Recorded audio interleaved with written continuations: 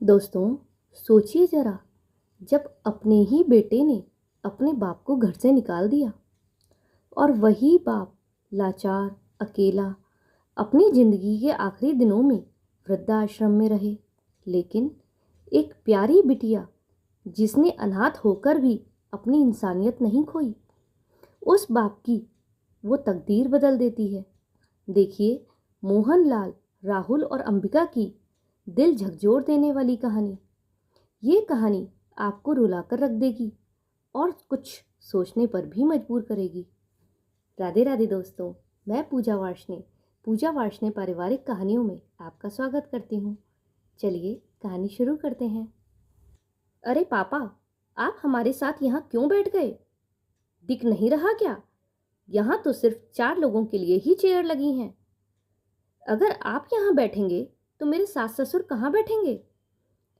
राहुल अपने बूढ़े पिता मोहनलाल जी को हाथ पकड़कर कुर्सी से उठाते हुए बोला।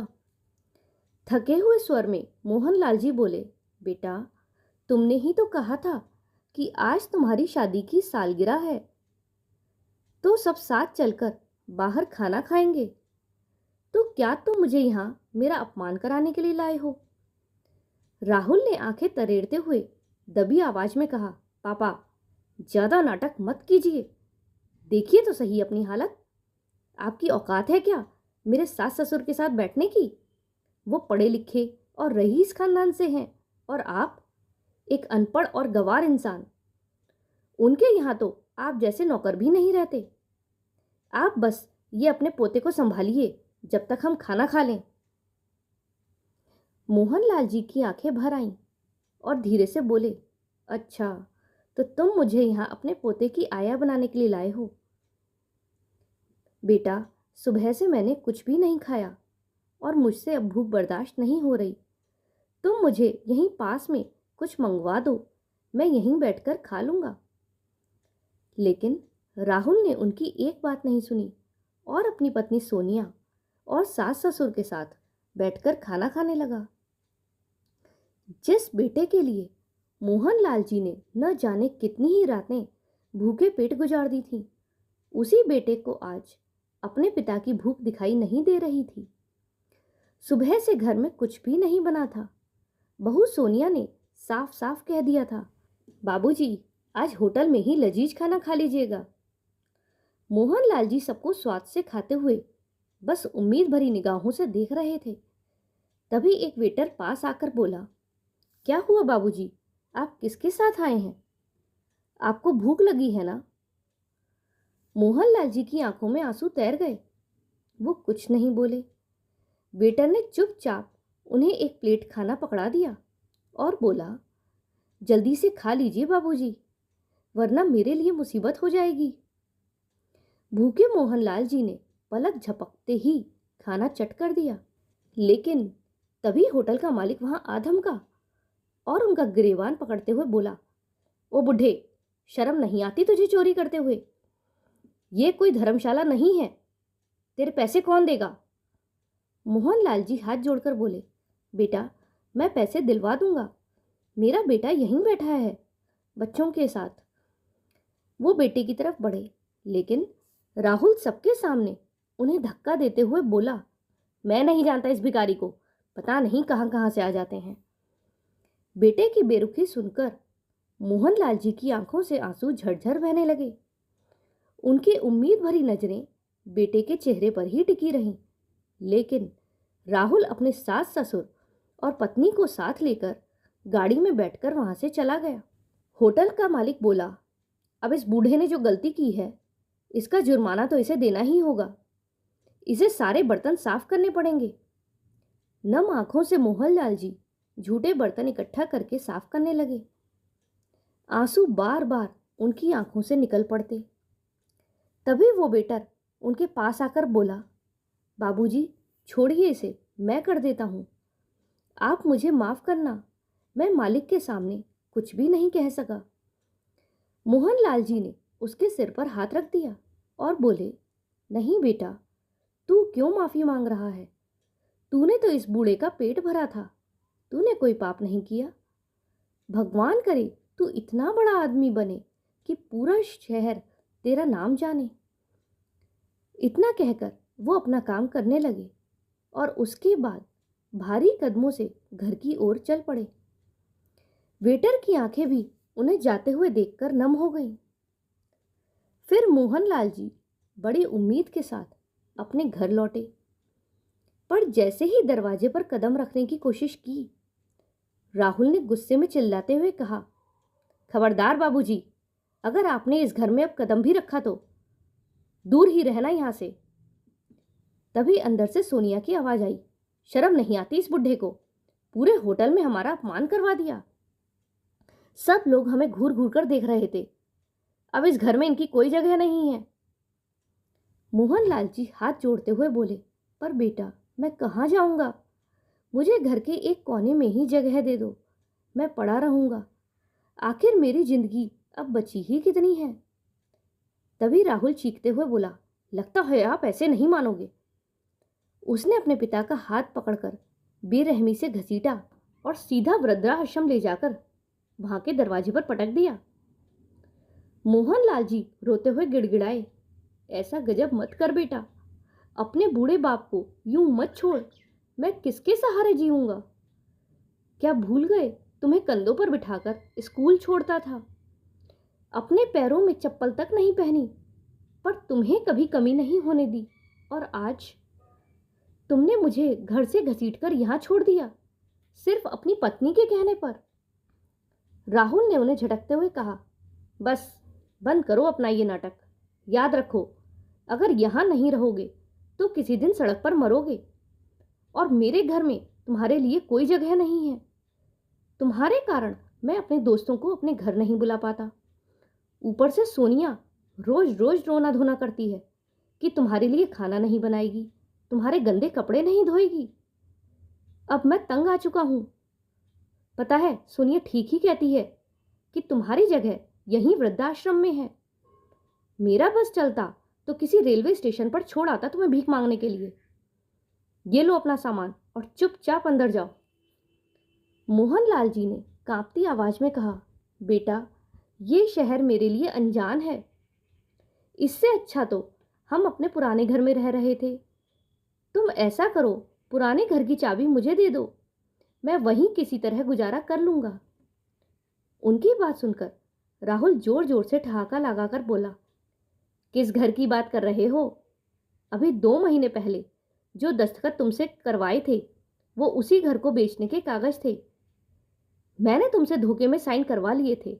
मुझे पता था अगर मैं तुम्हें बता दूंगा तो तुम मुझे वो घर बेचने नहीं दोगे। वो घर अब बिक चुका है। मोहनलाल जी की आंखों से आंसू बहने लगे। तुमने मेरा घर बेच दिया और मुझे बताया तक नहीं। तुम्हें पता है उस घर में तुम्हारी माँ की कितनी यादें थीं। राहुल बेशर्मी से बोला, उन यादों का अचार डालूंगा मैं। माँ चली गई, अब तुम भी चले जाओगे, और हाँ, तुम्हारे रिटायरमेंट की जो पेंशन थी वो भी मैं कब का खर्च कर चुका हूँ। इतने बड़े शहर में 4 कमरों का फ्लैट लिया है, फर्नीचर खरीदा है, पैसे कहाँ से आते? तुम्हारे ही पैसों से तो लिया है, और वैसे भी तुम्हारे मरने के बाद सब मेरा ही तो होना था।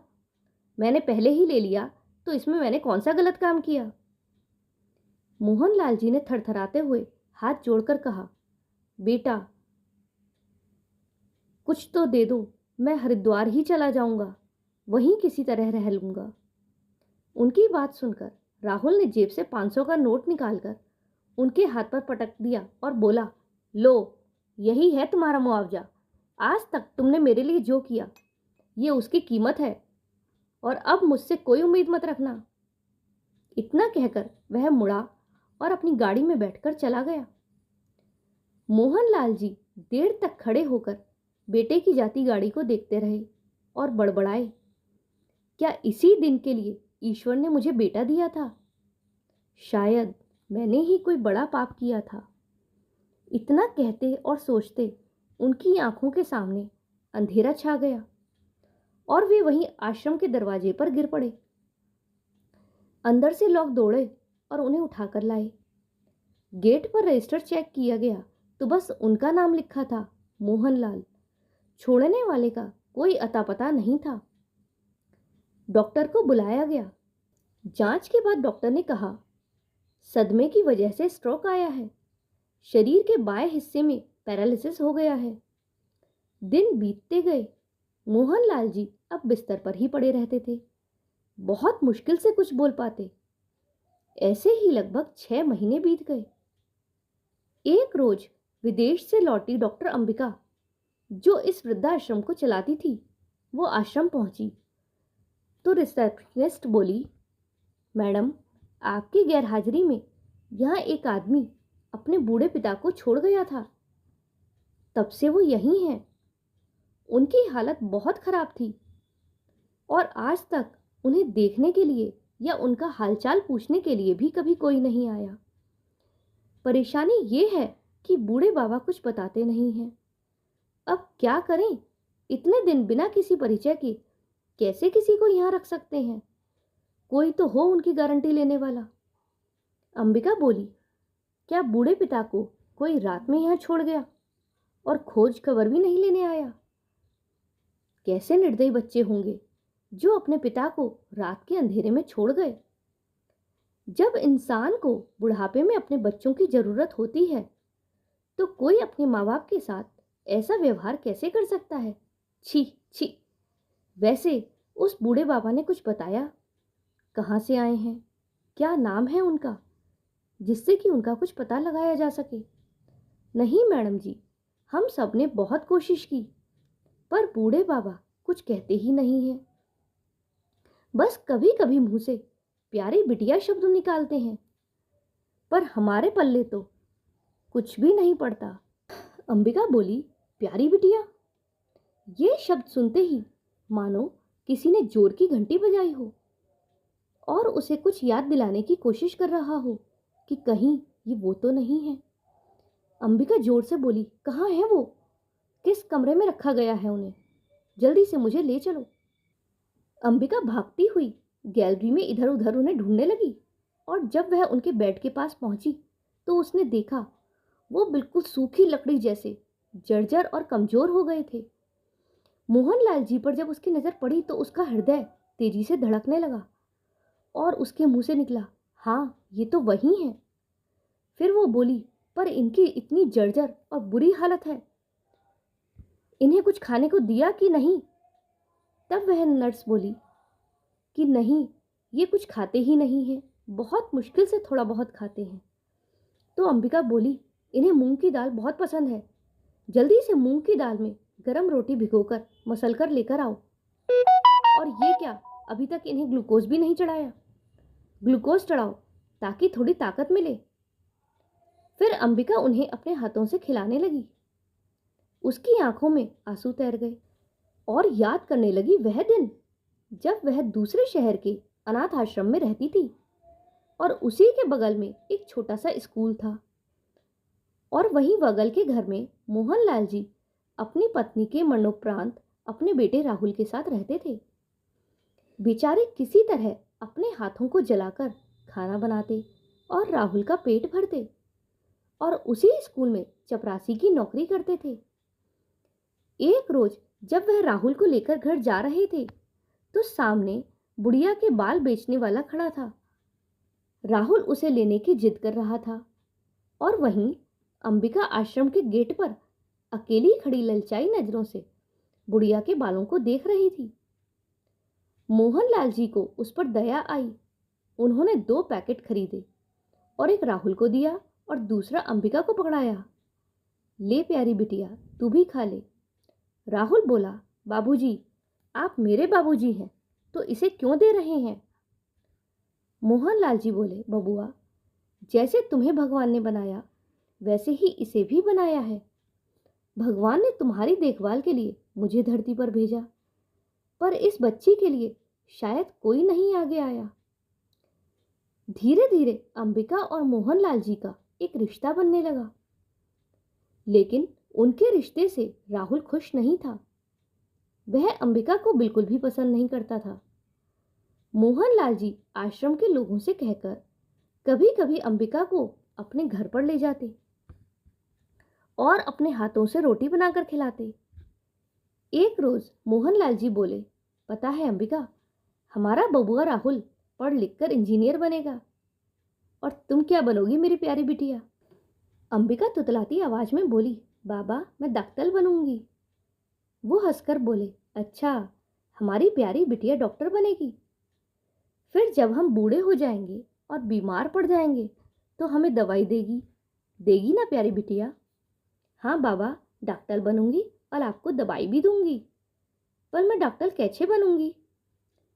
मोहनलाल उसके सिर पर हाथ फेरते हुए बोले, बेटा खूब मेहनत करोगी और अपनी कक्षा में अव्वल आओगी तो जरूर डॉक्टर बनोगी। तुम डॉक्टर बनना और राहुल इंजीनियर बनेगा। फिर तुम दोनों मुझे दवाई देना और मेरी सेवा करना। राहुल गुस्से से बोला, नहीं बाबा, आप इसे ज्यादा प्यार करते हो तो यही आपकी देखभाल करेगी। ये कहकर वह पैर पटकने लगा। मोहनलाल जी उसे प्यार से समझाते हुए बोले कि बेटा ऐसा क्यों बोल रहा है? लेकिन आखिर वो भी तो एक बच्चा ही था, उसकी समझ में कुछ नहीं आता। धीरे धीरे वक्त बीतने लगा। दिनों दिन अंबिका होशियार होती रही। हर साल अपनी कक्षा में अव्वल आने लगी और शिष्य को शाबाशी मिलने से उसका हौसला बढ़ता गया और एक दिन डॉक्टरी के लिए उसका चयन भी हो गया। अब वह दूसरे शहर में पढ़ने के लिए जाने लगी।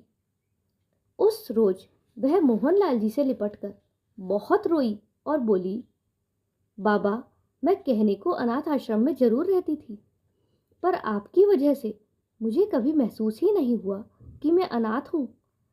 वहां मैं आपके बिना कैसे रहूंगी? तब राहुल गुस्से में बोला, जैसे अनाथ बच्चे रहते हैं वैसे ही रहोगी, और ये तुम्हारे पिता नहीं है। मोहनलाल जी बोले, राहुल बेटा, तुम्हारे मन में इतनी कड़वाहट कहाँ से आ गई?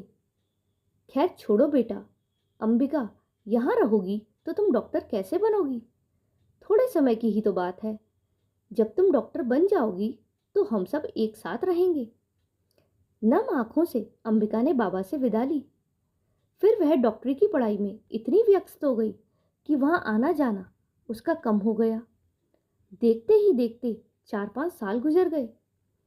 एक दिन उसे पता चला कि राहुल वो घर खाली करके बाबा मोहनलाल के साथ किसी बड़े शहर में चला गया है। तो उसे बहुत बड़ा सदमा लगा। फिर 2 साल बाद जब उसे डॉक्टर की डिग्री मिली तो उसने बाबा को बहुत याद किया। अंबिका ने उन्हें ढूंढने की बहुत कोशिश की, लेकिन किसी को भी उनके शहर का पता ठिकाना नहीं मालूम था, जिसके कारण वह फिर कभी बाबा से नहीं मिल पाई। अचानक से रिसेप्शनिस्ट की आवाज से अंबिका का ध्यान भंग हुआ। मैडम, मैडम, इन्होंने खाना खा लिया है, अब आप अपने केबिन में जा सकती हैं, मैं देख लूंगी। अंबिका बोली, इतने सालों बाद ये मेरे सामने इस हाल में। वो धीरे से मोहनलाल जी के कानों के पास जाकर बोली, बाबा, बाबा, देखो, आपकी इच्छा थी ना कि मैं डॉक्टर बनूं। आपकी प्यारी बिटिया डॉक्टर बन गई। अब मैं आपको दवाई दूंगी और आप बिल्कुल ठीक हो जाओगे। अंबिका की आवाज से थोड़ी देर के लिए उन्होंने आंखें खोली। उनकी आंखों में एक चमक थी, पर तुरंत ही वह चमक गायब भी हो गई और वो बोले, तुम कौन हो मेरी बच्ची? मुश्किल से उनके मुंह से ये आवाज निकली थी। तो ये सुनकर अंबिका की आंखें आश्चर्य से उन्हें देखने लगी और अंबिका सोचने लगी, बाबा कहते थे तुम कितनी भी बड़ी हो जाओ, मैं भीड़ में भी तुम्हें पहचान लूंगा, मेरी याददाश्त इतनी तेज है। और आज वो मुझे पहचान भी नहीं पा रहे। अंबिका की आंखों से आंसू बहने लगे और वो उनका माथा सहलाने लगी। तभी दूसरी नर्स आकर बोली, मैडम, आप रो रही हैं क्या? क्या आप इन्हें जानती हैं? अंबिका धीरे से बोली, हाँ जानती तो हूँ, इनका बहुत बड़ा कर्ज है मुझ पर। किसी अनाथ को दुनिया की भीड़ में जीना कैसे होता है वो इन्होंने मुझे सिखाया। फिर अंबिका ने खुद को संभाला और रिसेप्शनिस्ट से बोली, तुम फॉर्म पर इनके रिश्तेदारों की जगह मेरा नाम लिख दो और इन्हें यहाँ से स्पेशल वार्ड में शिफ्ट करो, और जो भी खर्चा आएगा मुझे बता देना। इतना कहकर वह रोते हुए वहां से चली गई। अंबिका बहुत उदास अपने घर पहुंची। उसके पति आकाश ने कारण पूछा तो अंबिका ने सारी बात बताई और बोली, राहुल का स्वभाव बचपन में भी अच्छा नहीं था, शायद आज भी वैसा ही होगा, तभी तो वह बाबा को यहाँ छोड़ गया। इसका मतलब वह इसी शहर में है। मैं उसे कभी माफ नहीं करूंगी। जो इंसान किसी अनाथ के लिए इतना सोच सकता है, सोचो वो अपने बेटे के लिए क्या कुछ नहीं किए होंगे। मैं तो उसे अपना भाई समझती थी, सोचती थी कभी मिलेगा तो उसकी हर संभव मदद करूंगी, उसे राखी बांधूंगी, क्योंकि बाबा ने जो मेरे लिए किया वो मैं कभी भूल नहीं सकती। तब आकाश बोला, जो अपने पिता का सगा नहीं हुआ वो तुम्हारा क्या सगा होगा। फिर भी तुम जो करना चाहो करो, मैं तुम्हारे साथ हूं। अगले दिन आकाश अंबिका के साथ वृद्धाश्रम पहुंचा तो मोहनलाल जी को देखकर उसके पैरों तले जमीन खिसक गई, क्योंकि कुछ महीने पहले मोहनलाल जी ने ही उसे बड़ा आदमी बनने का आशीर्वाद दिया था। और शायद इसी कारण आज वो इस लायक है कि उनके जैसे कितने ही लोगों की रोज मदद करता है।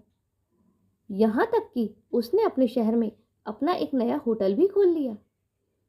वो तो अक्सर मोहनलाल जी को याद करता था, सोचता था कि कभी मिलेंगे तो उनका शुक्रिया अदा करेगा, लेकिन उसे नहीं पता था कि वो उसे इस हालत में मिलेंगे। उन्हें देखकर उसकी आंखें भर आईं। अंबिका को जब उसने सारा सच बताया तो उसका गुस्सा सातवें आसमान पर चढ़ गया। तभी अंबिका ने अस्पताल में बाबा के साथ एक वीडियो बनाया और उसमें राहुल के लिए एक संदेश भेजा। राहुल, शायद तुम्हें मैं याद नहीं, मैं अंबिका हूं, जो तुम्हारे घर के बगल वाले अनाथ आश्रम में बाबा की प्यारी बिटिया हुआ करती थी। बाबा की सारी जिम्मेदारी अब मैं उठाना चाहती हूँ, बस तुम्हारी मंजूरी चाहिए। अगर तुम मुझसे मिल सको तो मुझे बहुत अच्छा लगेगा। अंबिका ने जाल फैलाया और राहुल उसमें फंस गया। एक रोज राहुल की पत्नी सोनिया बोली, सुनो जरा देखो तो ये ससुर जी के साथ लड़की कौन है जो आपका नाम लेकर आपको ढूंढ रही है। राहुल पहले तो घबराया, फिर अंबिका की बात सुनकर बोला, अच्छा तो ये सच में डॉक्टर बन गई। बाबूजी ने इस लड़की के लिए मुझ पर भी ध्यान नहीं दिया। वो तो मेरी किस्मत अच्छी थी कि मैं इंजीनियर बन गया। सोनिया बोली, सोचो इतनी बड़ी डॉक्टर है, हमारी कितनी मदद कर सकती है, और अच्छा है बाबूजी का सारा खर्चा उठा रही है। जाकर उससे मिलो कि बाबूजी ने जो भी उसके लिए किया उसका मुआवजा दे। राहुल भी घोड़े पर सवार होकर पहुंच गया। अंबिका उसे देखकर बोली, तुम बिल्कुल भी नहीं बदले, आज भी तुम्हारे चेहरे पर गुस्सा और जलन की भावना साफ दिख रही है। मुझे तुमसे बस एक ही शिकायत है कि आखिर तुमने बाबा के साथ ऐसा सुलूक क्यों किया। जैसे ही मोहनलाल जी ने राहुल को देखा, उनके शरीर में हलचल होने लगी। अंबिका बोली, देखा तुमने, इतने दिनों से ये एक शव की तरह थे, लेकिन तुम्हें देखते ही इनके शरीर में जान आ गई, और तुम इन्हें ऐसे यहां अकेला छोड़कर चले गए। कोई भी व्यक्ति अपने पिता के साथ ऐसा कैसे कर सकता है। राहुल बोला, तुम्हारे पास क्या सबूत है कि मैं इन्हें यहां छोड़कर गया था। और तुम खुद कहती हो कि इन्होंने तुम्हारे लिए बहुत कुछ किया है, तो करो ना इस बूढ़े की सेवा। मुझे इस बूढ़े की जिम्मेदारी लेने का कोई शौक नहीं है। तभी अंबिका ने राहुल को एक जोर का तमाचा मारा और बोली, आज अपने पैरों पर खड़े हो गए हो तो ये तुम्हारे लिए लाचार और बेकार हो गए। तुमने उनके सारे पैसे हड़प लिए और उन्हें यहां छोड़ दिया। अरे उनके पास तो इतना था कि तुम अगर उनकी जिम्मेदारी नहीं भी उठाते तब भी वो आराम से अपना जीवन यापन कर सकते थे।